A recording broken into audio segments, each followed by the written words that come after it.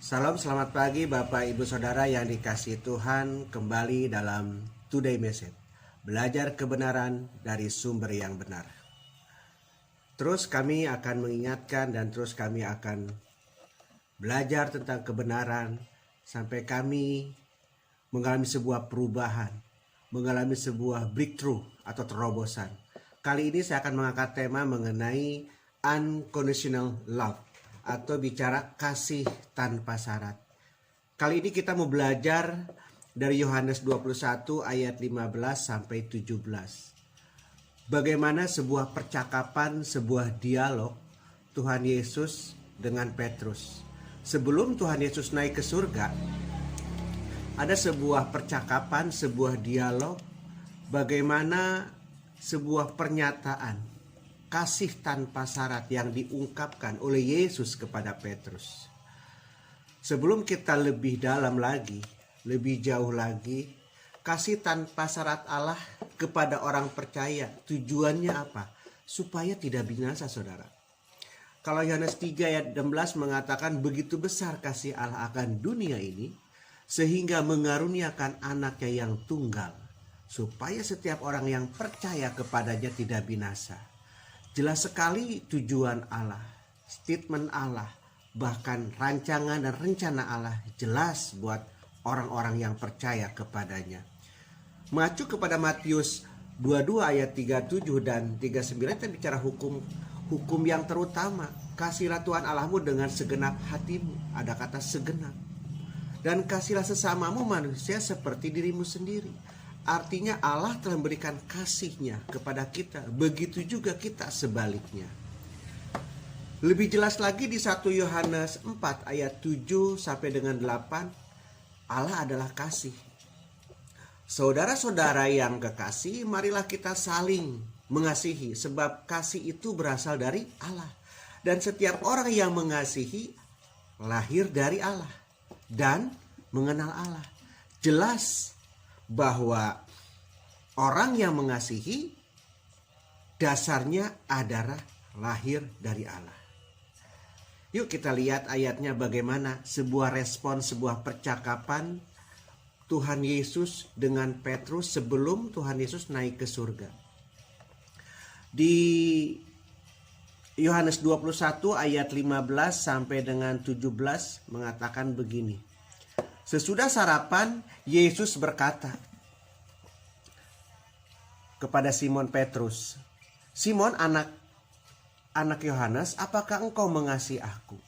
Lebih daripada mereka ini, jawab Petrus kepadanya. Benar Tuhan, engkau tahu bahwa aku mengasihi engkau, kata Yesus kepadanya. Gembalakanlah domba-dombaku. Ayat yang pertama ini, ayat yang 15 ini mengatakan, sesudah sarapan Yesus berkata kepada Simon Petrus, Simon anak Yohanes, apakah engkau mengasihi aku? Kata mengasihi kalau kita lihat dalam teks aslinya, ada pemaknaan yang lebih dalam, ada arti yang sangat luas. Kata mengasihi yang Yesus ungkapkan, yang Yesus percakapkan adalah kasih yang agape, kasih yang tulus, kasih yang sempurna, kasih yang sungguh-sungguh lahir dari inisiator Allah. Tetapi Petrus menjawab dengan kasih pileo, kasih terbatas. Ini ada satu pertanyaan, kenapa Petrus menjawabnya dengan kasih pileo? Petrus sadar bahwa dia punya kekurangan, dia punya kelemahan. Dari dialog pertanyaan ini yang pertama kali Tuhan Yesus menggunakan kata agape, teks Yunaninya. Namun Petrus menjawab dengan kata pileo, teks Yunani juga. Hal ini tentu menimbulkan pertanyaan, saya bilang tadi bahwa ia mengasihi Tuhan dengan kasih agape. Seperti Tuhan Yesus, melainkan menjawabnya dengan kasih pileo. Yang saya sampaikan tadi bahwa Petrus sadar. Dan tentu saja Petrus menjawabnya dengan demikian. Sebab ia menyadari bahwa ia tidak mampu mengasihi Tuhan dengan kasih agape. Karena ia pernah menyangkal Yesus pada waktu ditangkap. Ia sadar, dia tahu percis bahwa dirinya pada saat itu tidak mampu mengasihi Yesus dengan kasih agape. Dan juga pertanyaan kedua sama yang dilontarkan oleh Tuhan Yesus. Kata Yesus pula kepadanya untuk kedua kalinya, "Simon, anak Yohanes, apakah engkau mengasihi aku?" Jawab Petrus kepadanya, "Benar Tuhan, engkau tahu bahwa aku mengasihi engkau." Kata Yesus kepadanya, "Gembalakanlah domba-dombaku." Pertanyaan yang sama, jawaban yang sama. Yesus menanyakan dengan kasih agape. Petrus tetap menjawab dengan kasih phileo. Karena tadi kesadaran tadi, Petrus sadar tidak mampu mengasihi Tuhan dengan kasih seperti Yesus berikan kepada dia. Nah, yang ketiga yang sangat menarik adalah pertanyaan Yesus. Dikatakan begini, kata Yesus kepadanya untuk ketiga kalinya, "Simon, anak Yohanes, apakah engkau mengasihi aku?" Maka sedih hati Petrus karena Yesus berkata untuk ketiga kalinya, "Apakah engkau mengasihi aku?" Dan ia berkata kepadanya, "Tuhan, engkau tahu segala sesuatu. Engkau tahu bahwa aku mengasihi engkau." Kata Yesus kepadanya, "Gembalakanlah domba-dombaku." Petrus belajar dari pengalaman. Dia memang memiliki iman yang hebat, semangat, keberanian yang tinggi, tapi tidak cukup tanpa kasih yang tulus. Ayat ketiga ini, ayat yang ke-17 ini, Yesus menanyakan kepada Petrus dengan kasih yang sama, kasih phileo. Hati Petrus sedih. Kata sedih itu phileo, teks aslinya, berduka cita. Kenapa Yesus mengatakan kasihnya, tidak agape lagi? Karena Petrus sadar kekurangan, kelemahan. Dulu dia temperamen, dulu dia merasa hebat, merasa berani. Sadar kekurangan dia, sadar akan kelemahan dia. Petrus menjawab dengan kasih phileo, kasih yang terbatas. Yesus menyadari, Yesus tahu kasih Petrus walaupun phileo tulus, ada keterbukaan, ada pertobatan. Kalau kita melihat secara kronologisnya bagaimana Petrus, di Matius 26 ayat 33 sampai 35 mengatakan begini. Petrus menjawabnya, "Biarpun mereka semua tergoncang imannya karena engkau, aku sekali-kali tidak." Yesus berkata kepadanya, "Aku berkata kepadamu, sesungguhnya malam ini sebelum ayam berkokok, engkau telah menyangkal aku 3 kali." Kata Petrus kepadanya, "Sekalipun aku harus mati bersama-sama engkau, aku takkan menyangkal engkau." Semua murid yang lain pun berkata demikian. Tapi pada kenyataannya apa yang terjadi? Petrus menyangkal. Nah, Petrus belajar dari ini. Dari pengalaman. Memang dia memiliki iman yang hebat. Dia temperamen, garang, berani pada saat itu. Tanpa ukuran, tanpa pemikiran, tanpa pikir panjang. Ternyata tidak cukup kita modal berani mengasihi Tuhan. Modal berani untuk fight gitu. Menyangkal Yesus sampai 3 kali sebelum ayam berkokok. Sekalipun katakan dia harus mati, tidak akan pernah menyangkal. Yang menentukan seorang menjadi berharga, mulia, dan berkenan di hadapan Allah tergantung kepada responnya kepada Allah dan firman-Nya. Belajar dari kisah Petrus ini, bagaimana kehidupan kita? Dengan kondisi seperti ini, apakah kita mampu mengasihi sesama kita? Agape kah? Phileo kah? Ketika ada orang datang kepada saudara dalam kesulitan, dalam kesusahan, perlu bantuan, perlu pertolongan. Ini adalah ujian buat saudara yang mampu. Ujian buat saudara yang punya, bisa dan mampu memberi. Kita memberi bukan segera dengan kelimpahan. Kita memberi bukan dengan kekayaan kita. Sebenarnya memberi dengan kasih. Walaupun kita tidak punya. Walaupun kita kekurangan. Walaupun kita juga berkecukupan. Itulah kasih kita akan diuji dalam kondisi seperti ini. Jadi kasih tanpa syarat adalah kasih yang sempurna. Kasih yang tulus. Kasih lahir dari Allah. Itu akan bertumbuh dan berakar dan berbuah dimulai dengan hubungan pribadi saudara.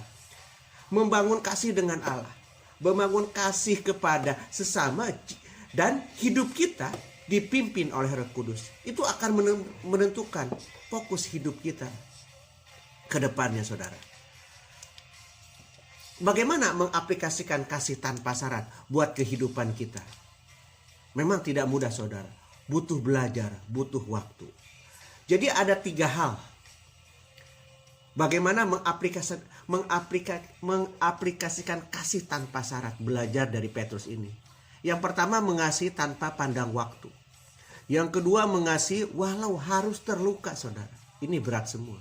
Yang ketiga, mengasihi dengan kasih Kristus. Belajar dari kasih Kristus. Walaupun Petrus mengasihi Yesus dengan Pileo, Yesus tahu, Yesus mengerti keterbatasannya manusia, keterbatasannya Petrus. Tapi Yesus tetap mengasihi Petrus. Bahkan diberikan kepercayaan menjadi martir, bahkan berjuang, mengabarkan, memberitakan kabar baik, beritakan Injil. Bahkan Petrus pun rela mati berkorban demi Yesus. Bahkan dia mati di kayu salib, sampai mati di kayu salib terbalik. Yang pertama tadi, kembali ke bagaimana mengaplikasikan kasih tanpa syarat. Yang pertama, mengasihi tanpa pandang waktu. Kalau kita lihat di Ratapan 3 ayat 22 sampai 23, tak berkesudahan kasih setia Tuhan, tak habis-habisnya rahmatnya, selalu baru setiap pagi, besar kasih setiamu. Jelas sekali Tuhan memberikan kasih-Nya tanpa syarat. Setiap hari selalu baru, tidak putus-putusnya, tidak berhentinya. Kalau kita seandainya tidak diberi napas hidup 2 menit atau 3 menit aja, kita mungkin kelabakan. Inilah kasih setia Tuhan lewat napas hidup yang kita terima. Baru contoh satu hal. Kita tidak beli, kita gratis. Yang kedua, mengasihi walau harus terluka. Di Filipi 2 ayat 7 dan 8. Yesus mengambil rupa seorang hamba. Dia mengosongkan diri. Dia kenosis. Dan dalam keadaan sebagai manusia, ia telah merendahkan dirinya dan taat sampai mati. Bahkan sampai mati di kayu salib, saudara. Jadi jelas Yesus mengasihi walau harus terluka. Mengorbankan dirinya. Memberikan hidupnya buat kita. Yang ketiga, saudara, mengasihi dengan kasih Kristus. Ini belajar tentang teks tadi, bagaimana dialog percakapan Tuhan Yesus dengan Petrus. Kalau kita lihat di Efesus 5 ayat 2 mengatakan seperti ini, saudara. Dan hiduplah di dalam kasih, sebagaimana Kristus Yesus telah mengasihi kamu dan telah menyerahkan dirinya untuk kita sebagai persembahan dan korban yang harum bagi Allah. Jelas Yesus memberikan kasih-Nya yang sempurna, kasih tanpa batas. Menjadi kesimpulannya begini, saudara. Kasih manusia terbatas, Pileo, storge, eros, mampu menjadi kasih yang agape seperti Petrus. Syaratnya mengasihi dengan kasih Kristus, dengan cara Kristus, dengan tindakan perbuatan Kristus. Itu yang terpenting. Yang untuk kita pahami, kita pelajari pagi ini bagaimana memiliki kasih tanpa syarat. Butuh perjuangan, memang tidak mudah, tidak gampang. Tapi kita mau belajar terus. Setiap hari diupdate oleh kebenaran firman Tuhan. Yang menjadi kesimpulan kedua adalah konsep keselamatan orang percaya adalah kasih tanpa syarat Allah kepada kita. Tidak sama dengan konsep keselamatan agama lain, saudara. Rukun ditegakkan, mengejar pahala dengan amal ibadah supaya selamat. Kalau kita kasih karunia, makanya dikatakan kerjakanlah keselamatanmu dengan takut dan gentar. Berbuat baik harus, itu sebuah kewajiban, kita harus berbuat baik. Tapi yang menjadi pahala, yang menjadi kita punya reward ketika orang jahat kepada kita, kita mengasihi, itu yang berat, yang perlu kita lakukan. Tuhan Yesus memberkati, terima kasih. Tonton terus video-video berikutnya. Belajar kebenaran dari sumber yang benar. Tuhan Yesus memberkati. God bless you all.